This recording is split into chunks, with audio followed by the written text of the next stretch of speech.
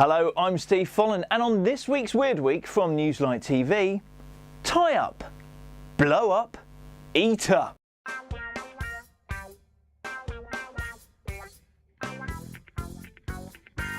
And we start in Russia with the 8th year of the annual Bubble Bubba Challenge, where hundreds of competitors leap into the frozen, freezing depths of the Voska River and swim along it. Of course, they don't do it on their own. That would be foolish, silly even. No, they take a companion. Take a look. Yet, aided by their inflatable friends, they swim the course in about 3 minutes. Apparently, the race was conceived as a drunken idea at a party where very few women arrived, but the men still hit the vodka. We never would have guessed. Honestly, look at that. Looks like a budget Russian remake of Baywatch. A pushchair, which can be converted into a child-carrying bicycle, has become a hit with eco-friendly mothers. It's called the Targa bike. It set you back 1,500 quid if you want one. It starts off looking like a normal, well, I say normal, kind of weird-looking pushchair. Sort of pushchair we go, what's that going to turn into? An egg whisk? No, but then with a bit of folding, twisting, pulling, and probably in my case cursing, it eventually turns into a child-carrying bike, no sweat. Or I say no sweat, it's really only if you're going downhill a lot, especially if your kid's quite chubby. It's tough, isn't it, when you're a bit peckish? What do you have, pizza or burger? Burger or pizza? How about the pizza burger?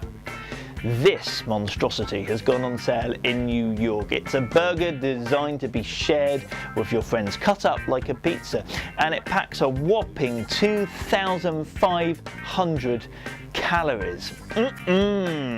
Whopping was a very apt adjective, by the way, because it's made by Burger King, and at 9.5 inches across is 4 times the size of their normal Whoppers. It's got pepperoni and mozzarella, just like a pizza as well.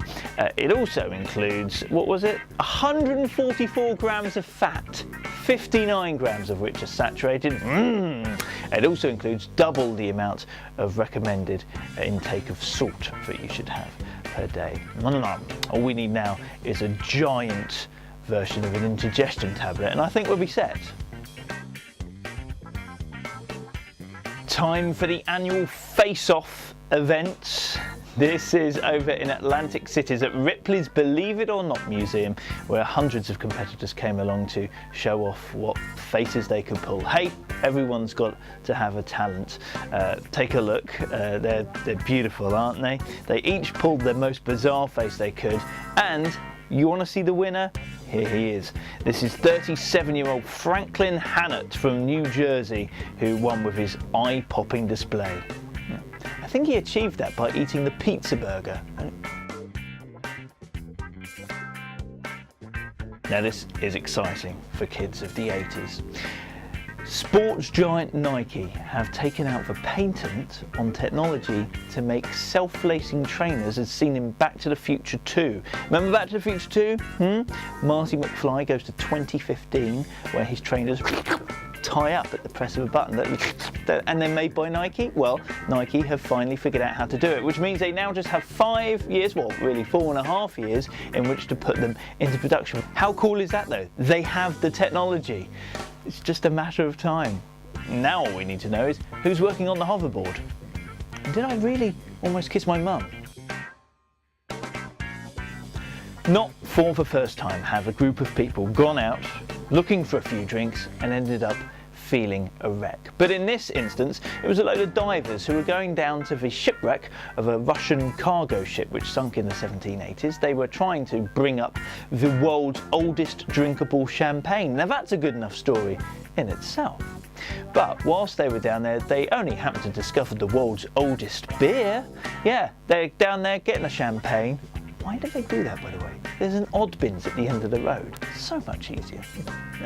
So they're down there getting champagne, cheapskates, but look, getting champagne, and they notice a handful of beer bottles. So they bring them up with them too, and then one of them's knocked over, smashed, and spilt a sticky brown liquid, which They tried. Well, you would, wouldn't you? So yeah, they tried. Said it was very nice, by the way. Now, the previous oldest beer was 1869, I think. Yeah. So this one is about 100 years older, 200 years old for this beer. Pretty cool, isn't it? But I'm slightly worried because we know what happens when you mix icy cold water, Russians, and alcohol.